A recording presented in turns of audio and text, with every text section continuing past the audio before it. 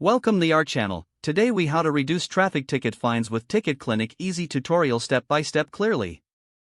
Visit the Ticket Clinic website.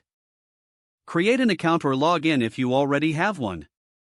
Select the option for reducing or contesting a traffic ticket. Provide the necessary details about your ticket, including the violation type and location. Upload a copy of your traffic ticket for review. Choose from various options available for ticket reduction. Consider speaking with a representative if you have specific questions or need assistance. Review the personalized strategies provided based on your ticket information. Select the option that best suits your situation. Proceed to make payment if required for the service. Receive confirmation of your request and any further instructions via email. Stay updated through your account dashboard for any changes related to your ticket. Follow up if necessary to ensure that your request is being processed.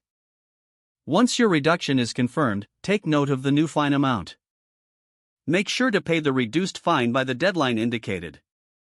Keep all documentation for your records. If the page does not load, refresh the browser or try again in a private or incognito window. Make sure you are using the correct email address, then retype it carefully to avoid small typos. If your password is not accepted, use the reset option and create a new strong password you can remember. Check your spam folder for verification or security emails, then complete any requested confirmation steps.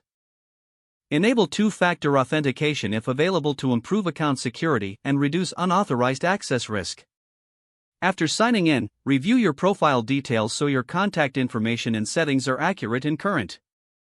If you see an error message, note it down and try again after restarting your device and internet connection. Log out when you finish, especially on shared devices, to keep your account and payment information secure. If the page does not load, refresh the browser or try again in a private or incognito window.